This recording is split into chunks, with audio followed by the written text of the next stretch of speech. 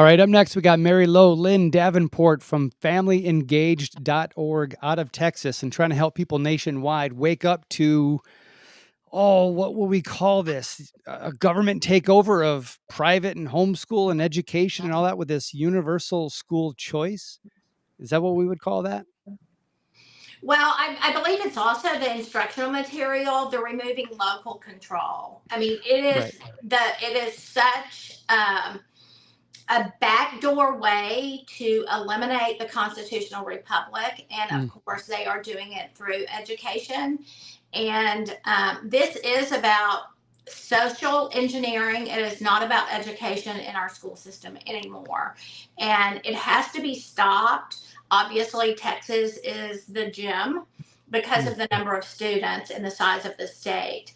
But it has to be stopped. So what they're selling with this school choice, the way it is currently being presented, because a lot of us were frustrated with what's going on in public schools, whether it's the curriculum or the social engineering, as you say. And a lot of people are like, you know what? I wish I could take my kids elsewhere. And we currently do have that choice to take them elsewhere, as you say. But it's when those dollars, the vouchers or the dollars, whatever, when it comes with it, or when it comes from the government, if you will, the taxpayer money, it comes with strings. And your concern is that those strings then will dictate what your private schools, what your home schools, what your charter schools, all these other alternative options that we have today, it'll start telling them what they can and cannot do. So what Yeah. you're trying to warn parents about is that we want school choice. We want to, but there's strings attached. So we have to, the devil's always in the details. Is that really what the essence of what you're trying to wake people up to? Yes, and what they keep doing is conflating parental rights and Ah, choice with the money. And we already have the right to choose if we want to send our child to a private school, homeschool, charter school, or a co-op, or whatever they want. Having the money to do that is another subject. mhm. So they're saying, oh, this is empowering the parents. It's a marketing tool, and Yes. using language when in our Republican Party platform, it has the language that parents should have the right to choose. Well, we Mhm. do have the right to choose, so we keep telling them, quit conflating those things. Parental rights, Yeah. those come from God, not the government. But if they're talking about the money, then just say what it is. They want the government handout. That's what they want. A Well, it's well well, Mhm. well, this social contract that we have says everybody pays in to the system through our property taxes and whatever, and the money that comes back and is spent per child for education, whether it's 10, 15, $20,000 in the public schools per child. I want to take my kid somewhere else, so I should be able to get that money and have that money follow the child. And that makes sense to me. However, because you say we have the choice today, I could just have my child go to a or a private school or do homeschool. Of course, we have that choice today, but the money won't go. But the way universal school choice is being sold is when you do receive that money, there are strings attached. And the government, which is, call it messing up public education today, will then start to dictate and mandate things to what homeschool curriculum is allowed, what private schools are allowed for the money to go. That's what you're trying to warn people on. Yes, Uh, and and once your homeschool or your private school accepts the money, Yes. then they are no longer private. And why would we flee the government schools only to accept government Yes. regulated school choice? It doesn't compute. It doesn't make sense. Once you see the devil in the details, and we read the bills. Mhm. The bills actually grow government. I think that on the ground, the misconception is that this money will siphon not only the dollars away from the public schools and hold them accountable through, they'll say parents can walk with their feet, but that's not how it works. It actually adds a new lane of Right. government education that we fund. So the best way to starve the beast is to pull your kids out. That's your right to do that, Yeah. and we would encourage people to do that if their public school options are not safe, and if they're not teaching the kids, which we have a lot of evidence that they are not. And like Mary said, there's a lot of social engineering coming out of the schools, not just from the teachers through professional development, but also the technology. Yeah. It's embedded in the instructional material, in the technology, as well as a lot of teachers do use apps and they have them added to the child's phone and have the child accessing on the phone. Um, and I do want to talk about the cell phone in the school because that's interesting. But before we do, one of the arguments in the Republican Party, because the Republican Party in our state is definitely the driver for the voucher or the education savings account or the choice, as they call it.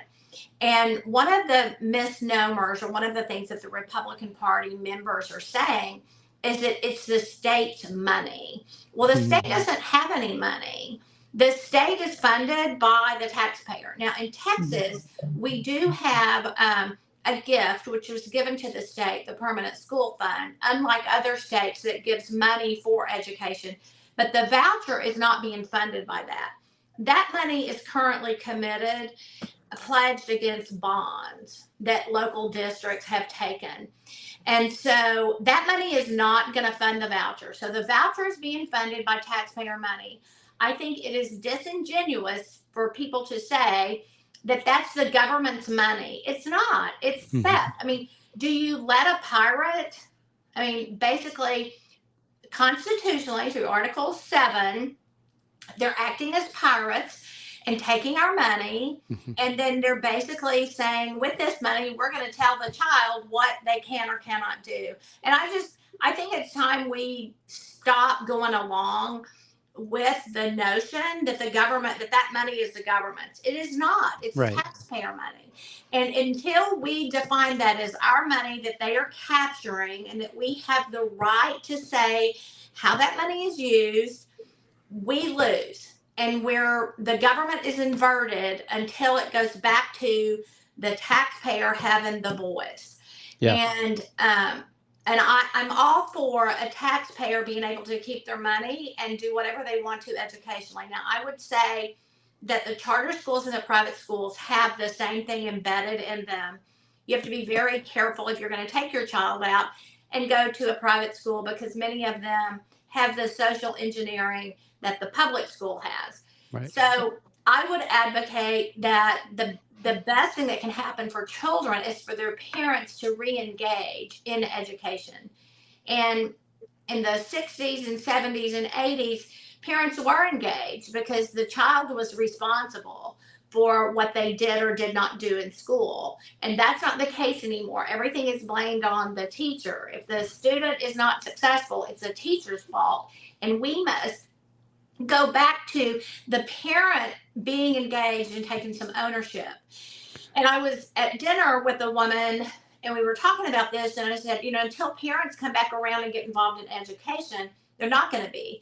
And if it's not the parents' money and it's being given to them, there's no incentive for them to get engaged in it. We need skin in the game from the families. I would say, during COVID, where so many people were doing homeschooling, virtual, all this, that the parents started to actually peer into that room and say, wow, what are you learning? What are you doing? And I think that was a great awakening for people to get engaged in this process and wake up. And so I think more and more people are re-engaging. However, DHS is calling them domestic extremists. But anyways, that's another department, another agency that needs revamped, if you will. But I think they aren't re-engaging. They're realizing that this education system is so big, so large, so, I don't know. They're just, so many facets are doing the wrong thing that they're saying, you know what, I'm not even going to engage in this thing. I'm just going to pull them out and go over here.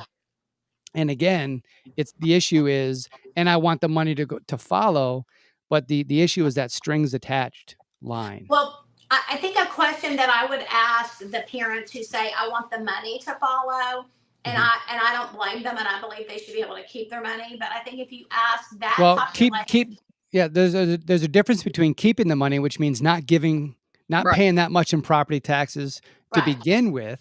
Right. Can I address that? Yeah. We have on the party priorities, the top priorities, we have property tax elimination and we have school choice. So the two are mutually exclusive because our property taxes would be what funds school choice. So we would argue that we need to be focusing on where the money's going and stop the spending and the hemorrhaging and where it's coming from, not only at the federal level, which we would argue we need to abolish the federal Department of Education. We're all on board with that, which Trump said during his first term, and he's saying it again. He didn't do it. He didn't even attempt to do it. He actually expanded it. So I don't know if he means it this time, but I'd be all for it. But we also need to abolish our local education or our state education agencies, our Texas Education Agency, and whatever you have in Illinois, I would argue. We don't need those state agencies.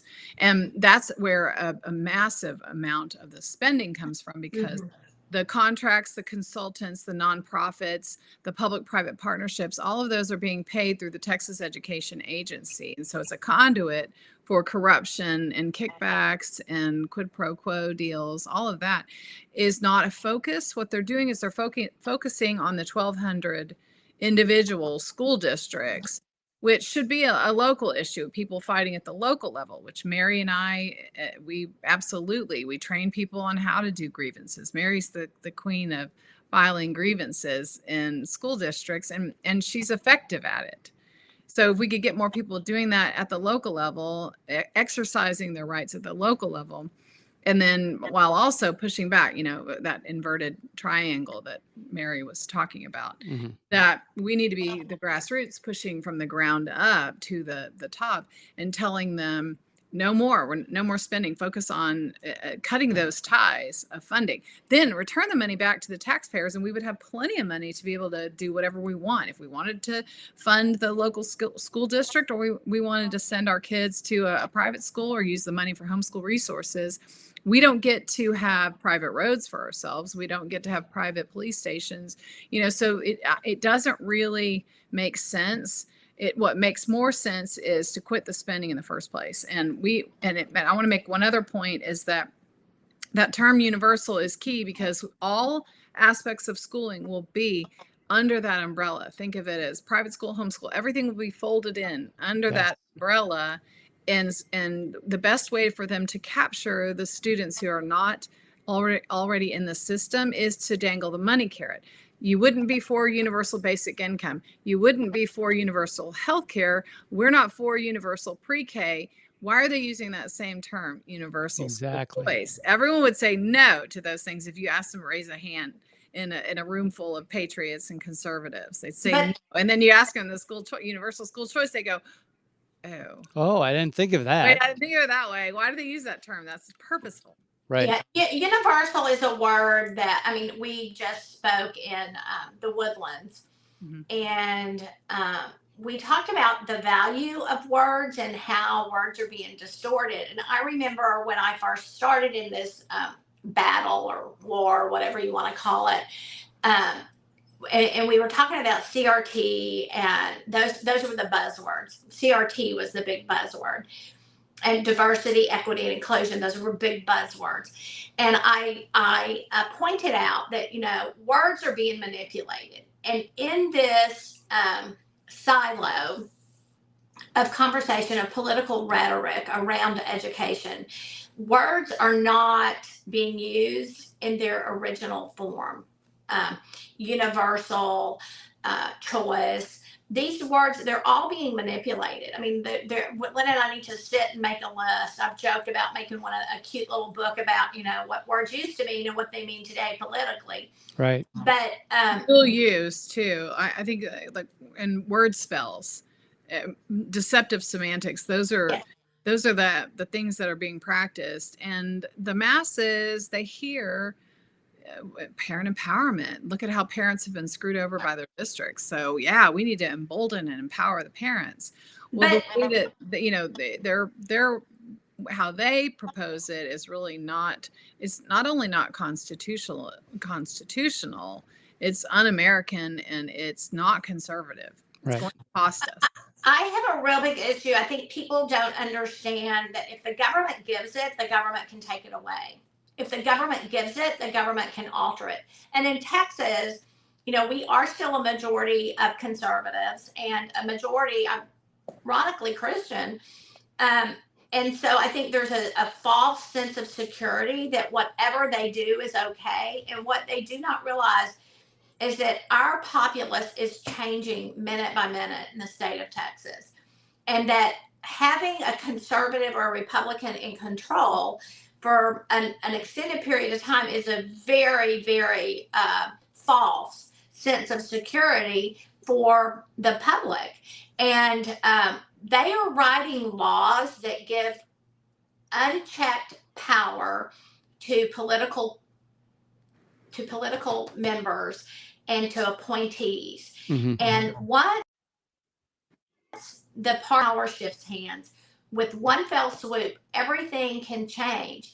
And the Yes. parents will not have a say so. And so I think it's very important that people stop requesting that the state government or that the federal government step in and save them, because that is setting themselves up to really be captured by Right. whomever is in control. Yes. We have to make people understand that they have to fight for them to have control, and that if the government gives them that power or that control, they can take it away. Absolutely. There's a meme I saw a while ago, and it said, "It's not about if Republicans are in control or Democrats in control. I don't want to be controlled." Right. And what they do time and again, one of the common strategies is put in a framework that looks benign, Mm-hmm. and there's all these rules by these unelected, the APA Administrative Procedures Act, all these rules, these unelected, nameless, faceless bureaucrats that create rules interpreting the law.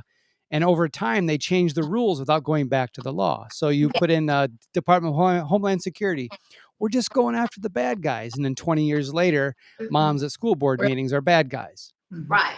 Well, and I think for me, one of the things that needs to be looked at in that agenda is asking a parent, say, okay, 20% of you are going to be able to take your children out of the failed school system. So we're not going to do anything about the failed school system. We're going to let the public school be indoctrinating them to make little activists out of them, and to create a mindset of government dependence of this next generation. Not only a mindset of government dependence, but a mandate, because they can't read. If you can't read, you cannot function successfully in society.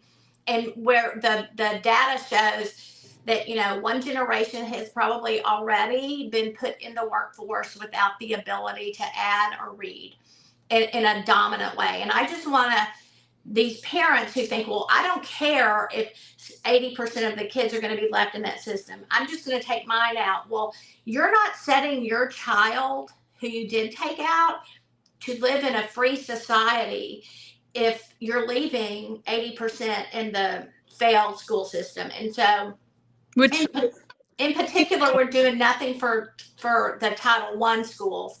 And then I see, and I think everybody needs to catch on to this, Chip Roy from Texas championed a federal voucher for these Title I schools. So the federal government is going to come in and they're going to provide the voucher. So they're going to, they do this stuff incrementally. So whoever passes the voucher for the wealthy, the 20%, and that's a big number. And I'm being generous when I say 20%. And so Chip is going to come along and say, okay, well, I'm going to give the people who don't pay taxes and can't get a tax incentive back, we're going to give them a federal voucher. Well, that does not solve the problem, but that's how they're going to do it. And that's how they're going to access every child. And the accessing the child and collecting the data on the child is beneficial for the state, because our state's making money. I don't mean to interrupt, but hang on a minute. We're looking through the Constitution here. Tell me what page that's on. Yeah, it's not that they can do that. It's not. It is totally unconstitutional. I mean, we're looking at a curriculum bill right now that just steps all over the Constitution. It just is horrific. But yet, as Lynn says, tickle the ears and people will go along with it. But parents really need to look at the whole picture, not the just what am I getting, because your child may grow up and be educated, but if they're surrounded and the people that they do life with and that they have to employ or depend on to do road work or any job, if they're not educated, then they have a huge burden.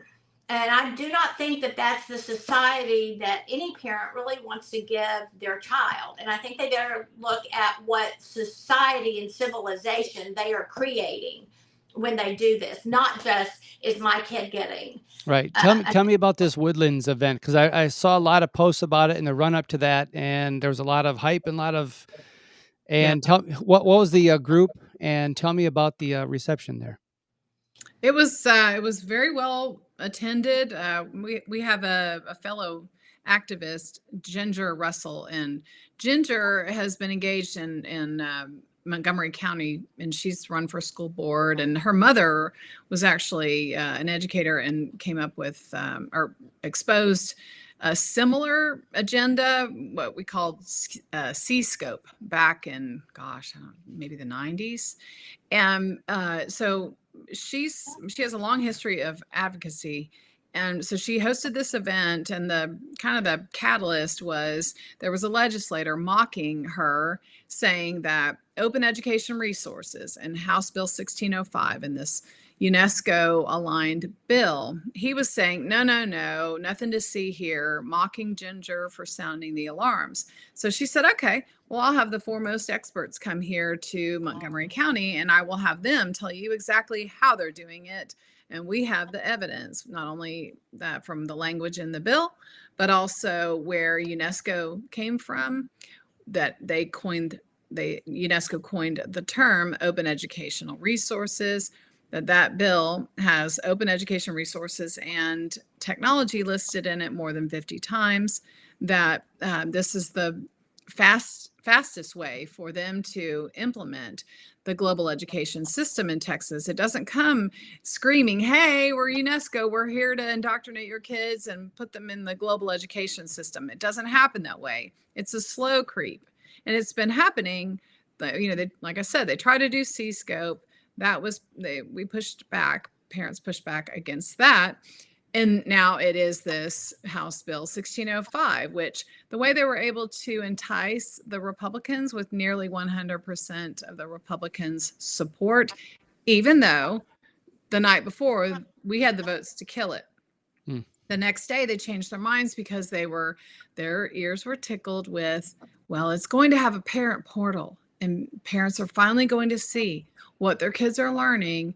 And of course, they failed to mention that this parent portal is online, and we've already had major issues trying to review the content of the curriculum coming from these open education resources through our education agency. So so these are two legislators from the House and the Senate, and they carried the bills, and the language in the bills is frightening. Tell me about UNESCO. What does that stand for? Because when you're saying it, you actually have a reaction. I'm out here. What's UNESCO? I've heard of it, obviously. But for everybody else, they hear that term. They don't know what that UNESCO in Texas. What is that? A gas station? Yeah, right. Texaco, UNESCO. So United Nations Educational, Scientific, and Cultural Organization. It was coined by, or it's actually developed by Huxley. That would be Julian Huxley. UNESCO was his vision. And then his brother, Aldous Huxley, wrote A Brave New World, a dystopian novel back in the, was it 40s? 40s. But anyway, so the United States, we actually were original members of the United Nations. And this was back in 1947, I think it was. And then we got out of it in the 80s because of the controversy and people sounding the alarms. Why are we aligned with the United Nations? And then we're back in. So a year ago, we joined back in with the United Nations, and we're all in, which is in direct violation of the U.S. Constitution, and the two are mutually exclusive. So I don't understand how they can justify our membership with the United Nations. And So the issue is this unelected body out here, this United Nations, and UNESCO being is that a division of the UN? Is that how that yeah, works? Or? basically the education and scientific division of the United Nations, and there are 17 UN Sustainable Development Goals that will push us towards Agenda 2030. You may have heard of Agenda 21. Now it's 2030. These are the Sustainable Development Goals. 17. Education is number 4. And the open education resources, according to them, is a way for them to implement the UN's goal for education. So what is their overarching goal? Because it's going to sound lofty. It's going to be like, oh, what's wrong with that? It's going to be, what is their goal for education? Just open education resource. Well, what is their goal? More accessibility and development. They would say gender equality and protected these. It will bring equitable solutions, but it's through technology that they plan to do this. And the way to access every student, every child, and every community across the globe and move them towards these sustainable development goals and Agenda 2030 is through the technology, one-to-one devices, every student accessed. Not access for every student, it's every student accessed.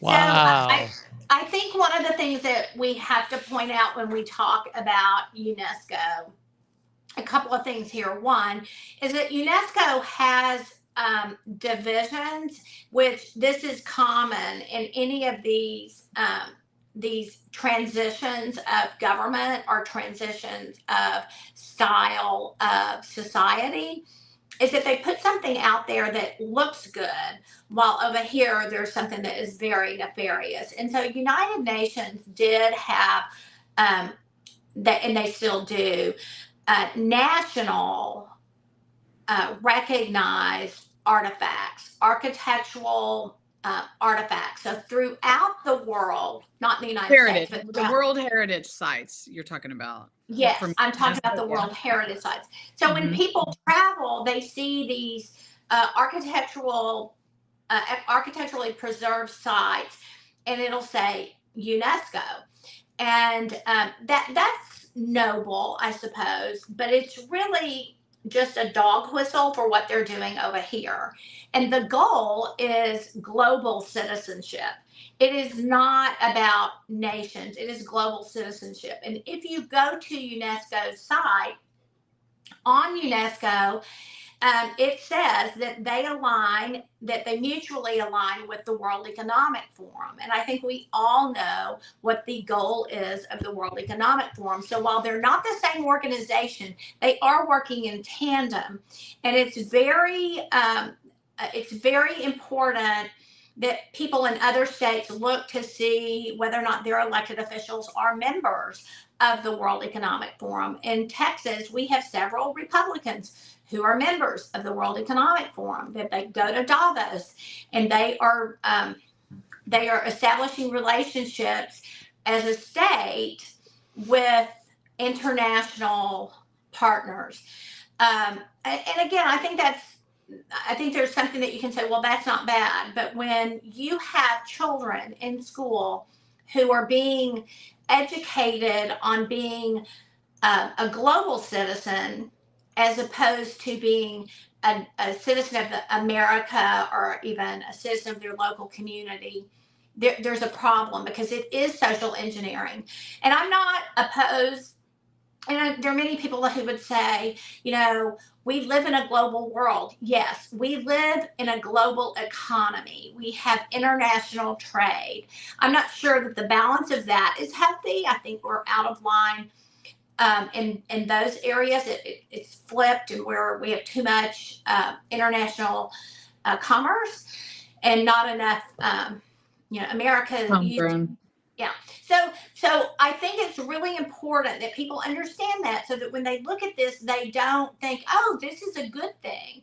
They have to go beyond the surface to see the hidden agenda. It's that iceberg where, the bulk of the iceberg is underneath the ocean that you can't see. and there's a very small portion of it that's above, and you see what's above and not what's underneath. And what we're looking at is what's underneath. And Yes. you don't have to go very far to see what's underneath.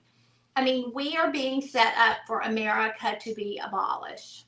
Yeah, so let me dig into that, because I think that is the most important thing for parents to actually, you know what, you can't just drop your kid off and assume the best Right. and pick them up later in the day. You got to get more engaged. You got to go to the next layer of detail and a next layer of detail.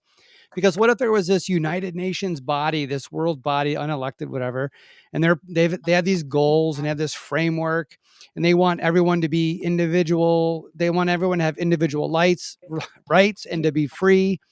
And what if it's all the wonderful things that we believe in as conservatives and patriots?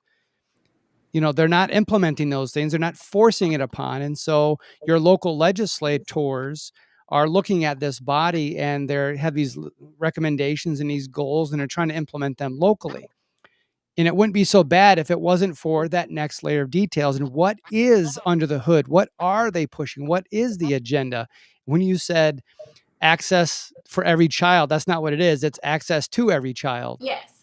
Yes, and And that's the where nefariousness of that is huge. and that's where they co-opt the language, and so you'll Yes. hear a lot of push for they'll say digital equity and access, and you'll have a lot of focus on broadband access and connectivity. Our governor even rolled this out during the pandemic. They were like, "Oh my gosh, all these kids can't access the internet, and they've got their school-issued devices, but they don't have Wi-Fi." So Elon Musk comes in with Starlink over some of the houses in Ector County ISD and the Panhandle area. I think it's in the Panhandle. Is that right, Mary? Ector County. I've never actually been there, but so they'll say, "Oh, this is a civil rights issue of our time." They'll say that about school choice too, but they'll say, "Oh, these kids need to be able to access the internet so they can log on to their school-issued device, and we have a major crisis." All these nonprofits are circling. All of these organizations are trying to get the internet superhighway, which Texas is nearly there with the funding from the Gates Foundation and the Zuckerbergs. They're going to reach every child. And I keep telling people, I'm like, it's not about us accessing the internet. It's about them accessing every single child, whether they do it through satellite or, Right. direct. Yeah. Facebook is not the product. You are the product of Facebook. Yes. Yes. And the same is true. I mean, the same is true with everything that you see going on in education. I mean, it's like with the open education resource, which Lynn and I fought this. We were one of the few that had this on our radar during the 88th legislative session and really showed up to fight that, other than some lobbyists that were paid for other reasons to protect teachers, because it does, OER gets rid of teachers. As a matter of fact, it's shocking to me that in the engrossed version of this bill, the first page literally takes away local control. It says a school board may not mandate or ask a teacher to write, and then it has a list of the things that they can write. And what's not on there is a lesson plan. So basically, instead of putting it in black and white so that people can see it, you have to do deductive reasoning. But what it really says is schools may not ask their teachers to write lesson plans anymore. That cannot be a part of the contract, which means that they have to, and the bill says that they would be absolved of any liability if they incorporate or implement the curriculum, the instructional material, quote unquote, with fidelity. So in other words, if you don't go off script, then if something happens and your class does not pass, then you won't be punished. So what's happening with these open education resources is super bad. And we have House members who are now catching flack for passing it, full well knowing what they were doing. And they're saying, but it's free. And I just want to chuckle. It's not free. It's $2.44 billion plus some. And it looks like they're coming back to get more money. And then, I mean, what you just said, anytime something is free, you're the commodity. Yeah.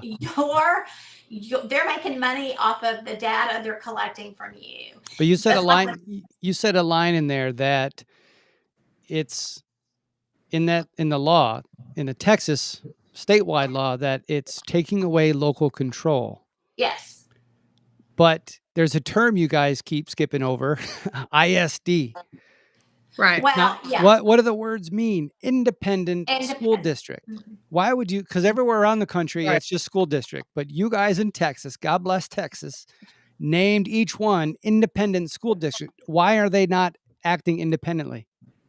Well, Or is it just a fear. marketing term? Yeah, no, it's totally fear. And I think, one of the things that is the most egregious for me that this is happening in Texas, and I think one of the reasons they can do what they're doing in Texas is, Texans have their own way of thinking and their own bravado, if you would.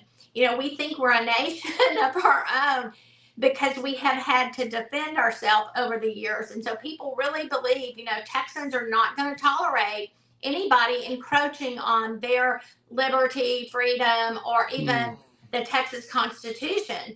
And yet, um, perhaps we've moved so many generations away from the generation who paid the price for Texas independence that it's not respected anymore. But I think that's why, and I didn't know until just then that we are the only state who call them independent school districts. I didn't know that. That's interesting. But as long as it's a Republican infringing on your rights, it's okay. Well, and that's a good point, because our governor does a really good job of fooling the masses, tickling their ears. Look at me, I'm doing this at the border, and look at me, I'm doing this, to stand up to the woke school districts. That's for the low information voters, and he's a masterful politician and a really good fundraiser. His war chest is massive. So instead of helping us at the grassroots level and getting conservative school board candidates, school board trustees are the highest number of elected officials in the nation. So think about turning the tide with a red wave. You can do it just by some of those races, which don't even require that much money.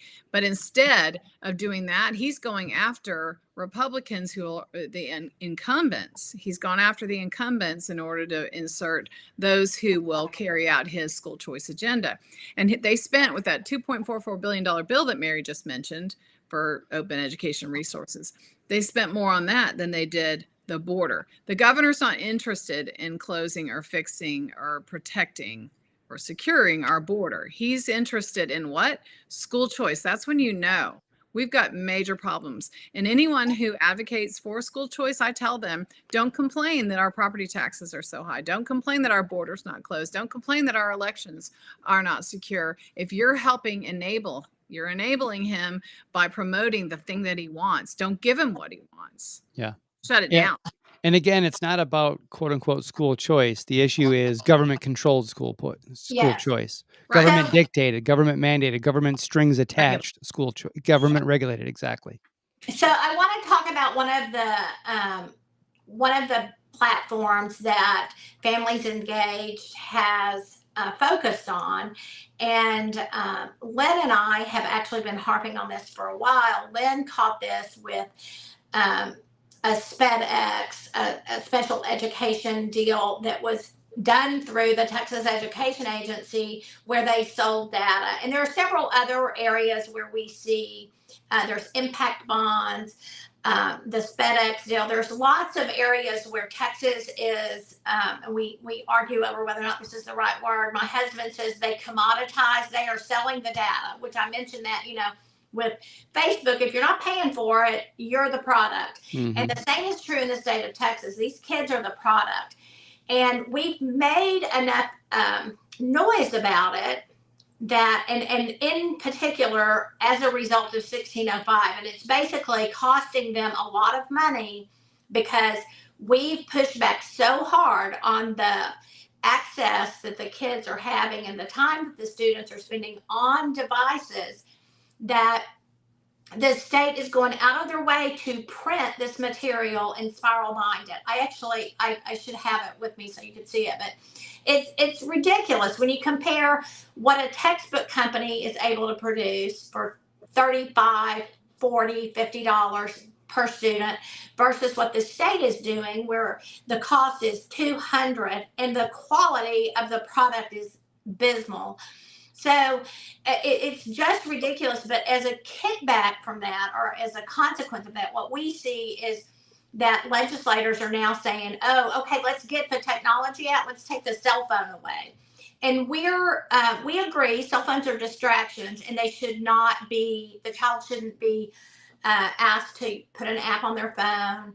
But I find it horrifically offensive that the connection that the parent has to their child, the phone, which is the parent owned device, they are going to lock that away while leaving them on the government device.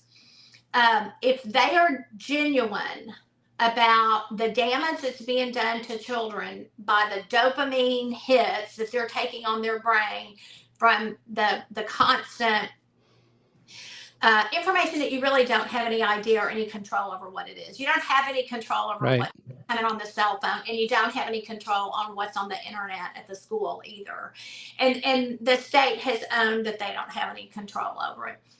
If you're really serious about that, then you're going to be offering legislation that teaches children to put the cell phone away, self-discipline. We don't use our phone at this time, and you're going to remove the government issued device. That's what you're going to do. So this is just a dog whistle. Yeah, and be looking for that in other states, because New York, Virginia, you'll hear the governors talking about banning cell phones. Texas and this stink tank that we have here, they're talking about banning cell phones, and they've got a legislator who's trying to get a marquee bill across the finish line, starting now talking about it. Focus on cell phones removes the focus on the school issue device, which is paid for through bond debt. One-to-one devices are paid for by bond debt because they can't just afford to keep refreshing all these devices. They keep driving up the bond debt, which drives up the cost of living and our property taxes. So it's like Mary says, kind of a dog whistle, and people go, oh yeah, gosh, I see kids on the phones all the time. That's what's wrong with America. Well, it's only one of the, it's one of the many problems with technology, but people don't realize that the majority of the school day now is being focused on the kids on the school issued devices, and then trying to cut the cord from the parent issued device. Mm-hmm. Yes.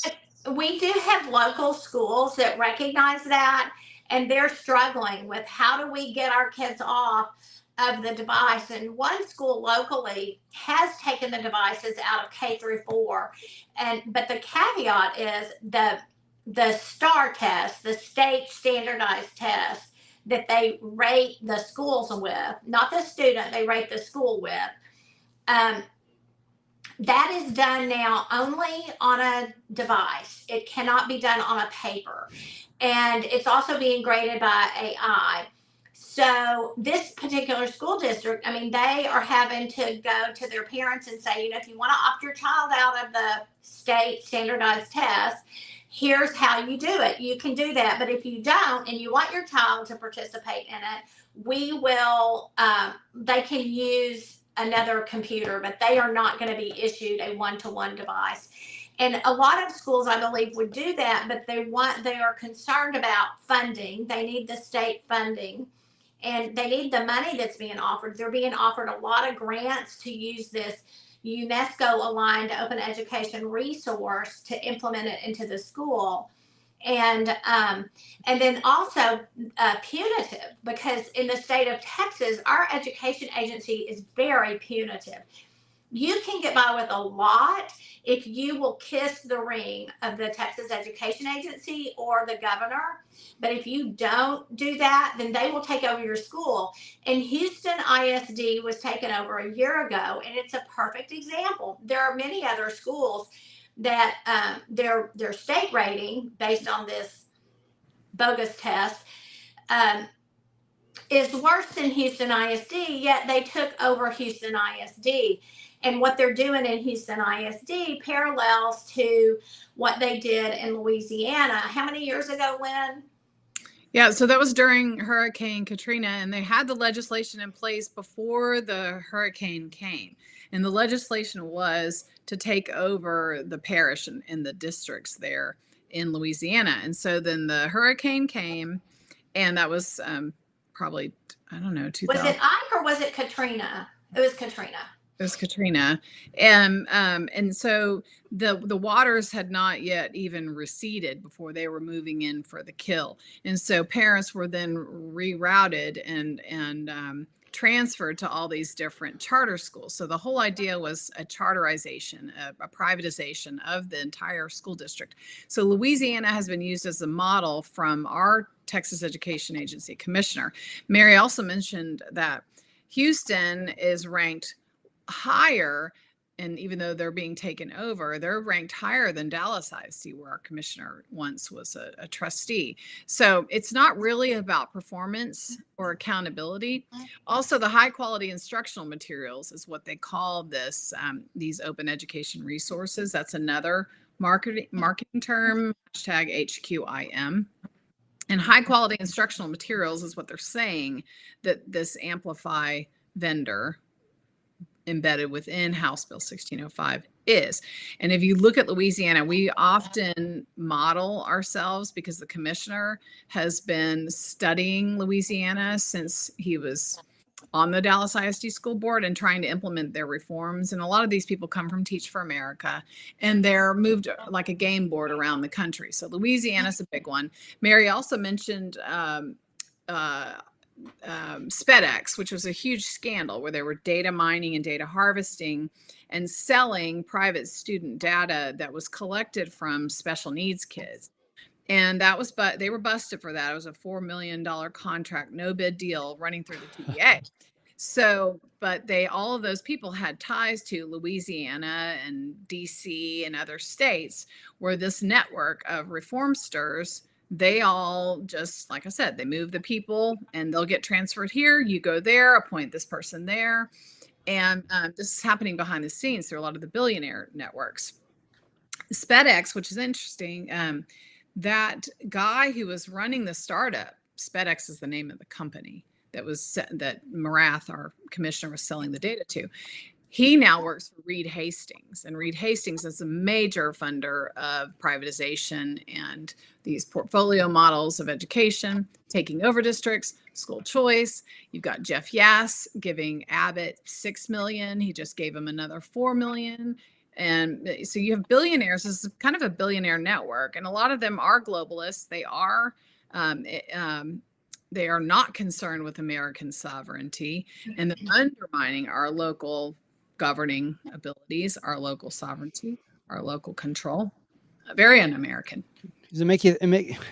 I just had this thought about our foreign policy. It seems like we go to these different areas of the world, create this chaos. There's all these refugees, and they have to flee, they have to leave, and it creates all these opportunities for these people to make money off of their pain. That's the social innovation. So you can actually create a financing scheme around all of those social ills. So whether it's refugees, refugee resettlement, you can do it through pre-K, you can do it through homelessness or recidivism, anything, you name it. And so if you look at the Global Impact Investing Network, and Texas has the one of the more successful ones, and I won't get in the weeds onto this, but if you Google social impact bonds, which Mary mentioned, normally they do it outside of the legislature, but the guy who is kind of the king of it, a former Goldman Sachs guy, Todd Williams, he came from Dallas, moved back to Dallas after he retired from Goldman, and has done one of the largest collective impact, social impact bonds in the nation. And he's done it through the legislature. And he's a Democrat. Our governor appointed him to 4 education boards and commissions steering education funding. So he figured out how to do it with our tax dollars rather than the long game. Social impact bonds take a long time. They're like a 4-year mechanism. So you can basically get a return. So you can set up something like math software, and you can track the kids on the math program. And if they get better outcomes and do better on math, then the bankers get paid, the investors get paid.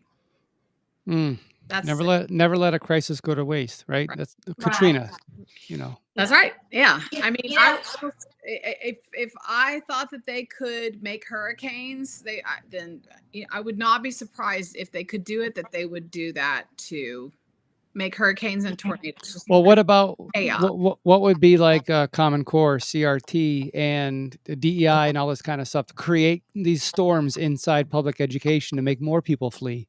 Yeah. And now well, we're creating see, opportunity. Or dirty books, like where they planted in there and bound chunks, like in these huge stacks. They would get these free stacks of books, and those nasty books would be embedded and would be included in these a bundle. Bundle. Yeah. So they get a bundle of these books, and I'm thinking, wouldn't that just be the perfect thing? And then go, gosh, look at these nasty districts. They've got all these books, and half the people didn't even know they existed, Yeah. because and that's their fault for not reviewing them. They should be reviewing everything. And then people flee. The people flee that system. And that's where opportunity comes up. Well, it's all about it's posturing. It's political posturing. Mhm. And I could do some storytelling, recalling of events from my early entry into this battle over the books and the research that I was doing on books and the books in the school and some of the conversations. I actually called a sales rep for the company that was selling the book Genderqueer. And I had a conversation with her about it, about how did that book get in there? Because the teachers are actually, they're in Texas. There's an affirmative exemption for a teacher to put what we would consider age inappropriate sexual content or pornographic images, a naked, a nude image in front of a child if the teacher is doing it for educational purposes. So they cannot be prosecuted, whereas it's illegal to put pornography in for an adult to expose a child to pornography. But in the school setting, they have an affirmative exemption. And so I didn't mess with the school. I just called the sales rep. And let me tell you something. She got, she told the truth. She wasn't involved. It came in through a bundle. She would not ever ship that book into, and she would make a record. I mean, it really alarmed her because she had some liability. And we have not the books. We consider that noise because very few children are actually accessing these books. They're in the schools, but very few children are actually accessing them and checking them out. And we feel like that it's to garner political attention and news media, to create a news media hype. And it certainly does do that. However, we just suggest we take the book out. endorse nasty books, and if you see one, check it out and throw it out. And certainly make sure that your kids aren't reading nasty material and address it with your local district. But in this technocratic future, they don't want books. They don't want librarians, and they don't want so it's a moot point. It will fix itself because the real threat is the technology, the real access point, and the place where you will not be able to see what your kids are learning is the technology. You're going to have a portal. Come on. I call it a grease pole to hell. Yeah. It is. I don't think, so one of the things that, because your audience is broader than Texas, and one of the things that we see that we talk about when we are analyzing where things are coming from, how it happens, and Lynn mentions the think tank, the political policy advisors, and ALEC and TPPF are the two major ones in Texas. And typically, like with this bill about getting cell phones out, you'll see these bills throughout the nation. Like you won't just see a bill to accomplish something in Texas, you'll see it throughout the nation. So we typically know that. But I do think that the bill that we're talking about, 1605, which there are so many levels. I mean, I could list for you 40 reasons, different show, 40 reasons why it's bad. I do think that that is probably unique to Texas, because I think Texas, the parents were so vocal about Amplify, which is it's not called the HQIM, High Quality Instructional Material. It is just an online English language, ELAR, English language curriculum or instructional material program that was developed by Maureen Powell Jobs. Now, purchase Yep. by. But just to go into that real quick, that presentation that I was showing for a bit is the presentation you guys used at Woodlands. You guys went into all these details here. Yes. And you have that presentation, those slides on your website. Is that correct? Yes. Yeah. And I can even email you the link because it's sometimes difficult to find on the website. So I can send you the link that takes you directly to that content on the website. But I think that Texas may be the only one because we were able to create such an issue around the fact that the commissioner purchased it on a no bid contract that Amplify began to the ISDs were pushing back on it, and that there was beginning to be a fever pitch resistance to Amplify. So again, I think this is a bill that's unique to Texas. I have not looked, but I do know what is not unique to Texas is a statewide curriculum that is being put in every. It is digital Common Core, which is illegal. Common Core is illegal in the state of Texas, and it is statewide, and it sets the stage for the teaching profession to be abolished. Yeah, and that is the ultimate form of privatization, and the ultimate privatization tool is technology replacing the teacher. And so you'll see there's also this agenda to demonize and marginalize a classroom teacher. And I'm not saying that we shouldn't go up against bad teachers who are indoctrinating students. There are real cases of that, but they make it so that you will think of every teacher as being a purple haired crazy. And that's actually not the case. There are a lot of conservative teachers out there. They don't want to do the things that they're asked to do. And a lot of the indoctrination comes through professional development, which in Texas is done through 20 different regional service centers, which have been established across the state. And we would argue we need to defund those as well. And that's where a lot of the technology training comes from. But the individual class teacher, the goal of this bill too is, or the way that they pitched it is, look, they won't have to take all that time to write those time-consuming lessons. Well, for a professional teacher, that's how they get really good at teaching, and they don't have to keep writing lessons every year. I mean, you get pretty good about just being able to tweak things and rely on your previous lessons. And they'll chisel away at what they're allowed to do, and then teachers become just facilitators. Yes. And then after that, then they get rid of them. And they don't want them to think for themselves, because that's a master teacher, a really professional, seasoned teacher. Can think for themselves and come up with lesson plans, understand their students, because they're individual students. They're individual students, and the kids change. The class dynamics change over the years, and so they have to adapt. Sometimes you have a really engaged class that year, and next year you've got a disruptive class, and so you have to shift and pivot and use different tools. But what they really want is the support from the administration and from the principals when they have disciplinary issues, and being able to handle those and have recourse and have enforcement of the behavior issues. But now they're saying, okay, no, you don't need to do these things that you went to be a teacher for. We're going to do that for you with these canned, scripted lessons that come from Amplify and from the Texas tweaked open education resources.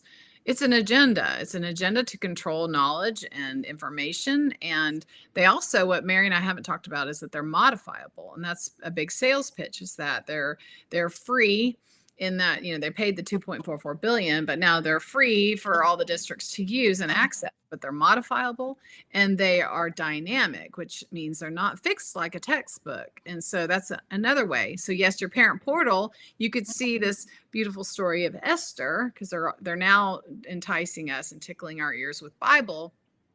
Now we're finally going to get God back in the schools and have Bible lessons. That's what they say. And so, well, that can be changed tomorrow. That can then insert, propaganda that the parents didn't see when they were showing them the portal. They put in the framework, change the rules later, and it looks completely different. Well, Let me go ahead, Mary. So, 2 points here about this that I think, is it because it's modifiable, we have seen a great attempt to erase actual history in our country.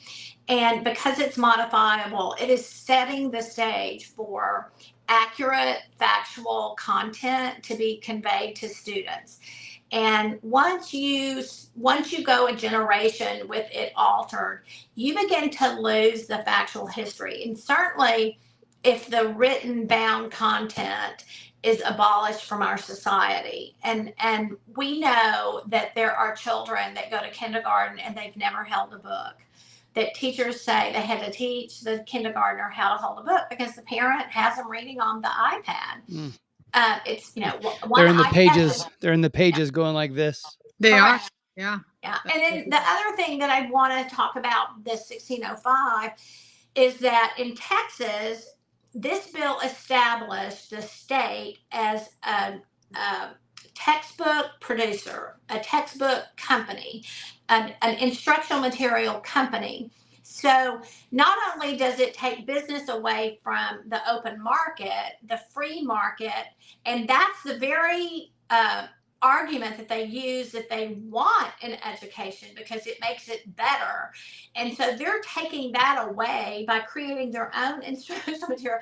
So I just think it's hysterical that they just passed a bill to create a monopoly in Texas for instructional material. A monopoly, and the kids are the captive market. Yeah, and the kids are the captive market, yet all the while they're out there banging the drum. We have to have school choice. We've got to get education in the free market. We've got to get it out here where there's competition because competition makes it better. But yet they took the most important piece of education, the input, the material that is put into the student, the instructional material, and they've made it a captive, non-competitive, not for open. I mean, it is absolutely hypocrisy. Wasn't that Bush that said you got to suspend the free market to save the free market? Listen, I can't remember anything that Bush said anymore because I've worked so hard to get any of my positive feelings and the excitement that I had as a Texan for the Bush family out of my recess. Unbelievable. So let's last question. So you guys had this event, you were in the Woodlands, you're doing this presentation, and people probably went into it saying, look, we're all for school choice. There's chaos in the public school system. They're being taught all these things. I got to pull my kids out, but it'd be great to have the money from the government, blah, blah, blah. And you guys warned them about the strings attached. What was the reception? Well, we did. That was just briefly mentioned, but we have spoken to grassroots organizations across Texas, and it's not difficult for them to grasp what we're saying. And once we tell them and show them the language, and we have to define the strings. That's important too. Yes. Because everyone wants school choice without strings. I mean, most people will say, yeah, I want school choice, but I don't want strings attached. Well, they were trying to, there was an agenda to try to take that language out of the party priorities, saying no strings attached. Well, we at least fought to keep it in there because we knew the governor won't sign a bill that doesn't have strings attached. That's why they were trying to take out that language, keeping them from passing the bill. But people on the ground, grassroots, they understand it's not conservative because it costs money. One of the bills was $34 billion. And it's a banking scheme that runs through the comptroller. So it grows government, grows the Texas Education Agency and the comptroller. So they're not conservative points and they get it. And they're like, oh yeah, well, and I wouldn't want anybody to tell me how I can homeschool or privately educate my child. It's a no-brainer. So we're actually making progress, and we were able to get that bumped down as a lower priority on the party platform and the party priorities, because we've been able to show people this is why we're not solving all these other priorities, because you're focusing on school choice only. Bump it down on the list, and then it forces the whole state to start focusing on the real issues in Texas, and then maybe we can get that money back in order to get some property tax relief and then educate our kids on our own. Right. In regards to the question, what happens when we talk truth about the choice or the voucher, The majority of people absolutely will not engage in a conversation because they know that they have aligned themselves with a personality and not a principle. And when we engage with people who are have authentic, genuine concern about what is if they're not paid, if they're not funded by the agenda, like if they're not either a policy wonk or a politician, so it all depends on where they're coming from, and most people are not paid operatives, so you can have a real conversation with them. But there are many people that we cannot have a conversation with, and an example was a guy, Mark Goluby, who is in the video.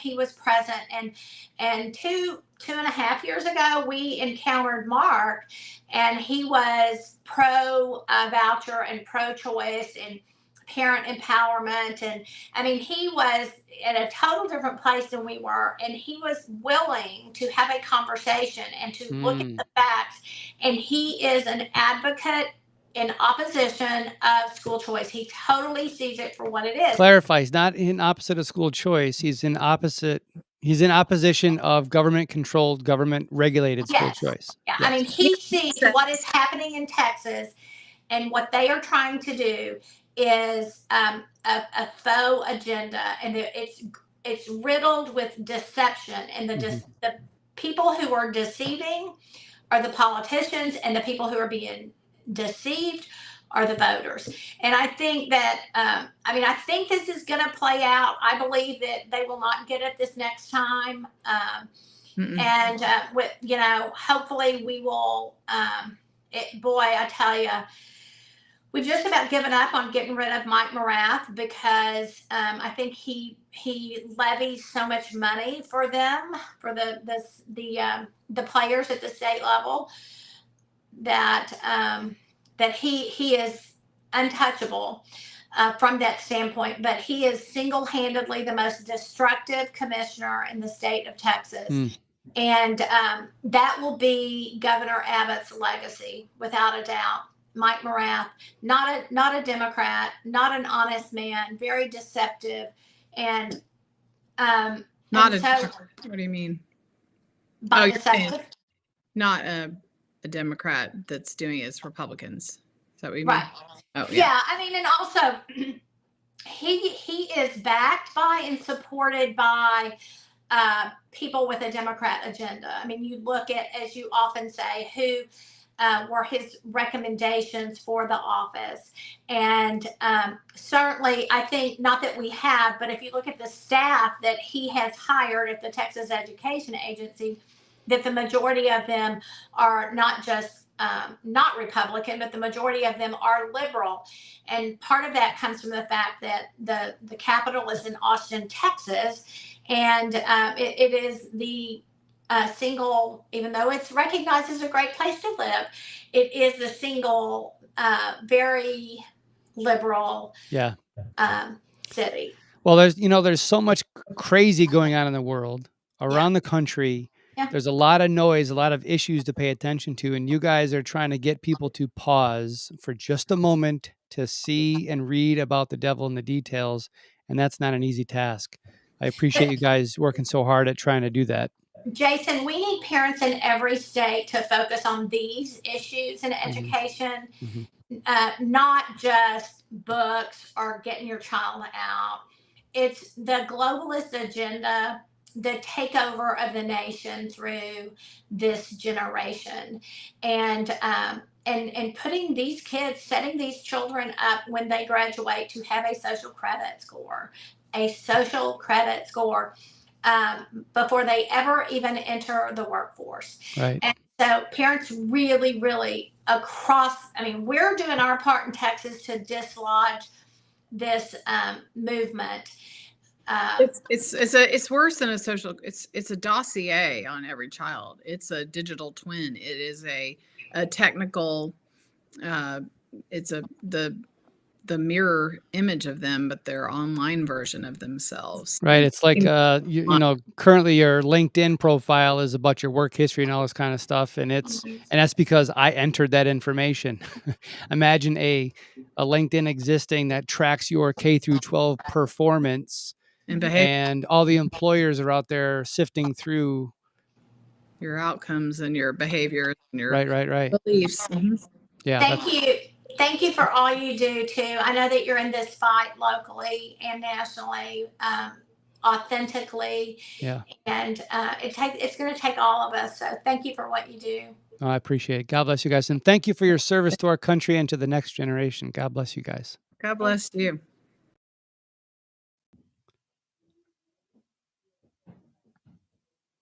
This segment brought to you by the Remembrance Project, theremembranceproject.org.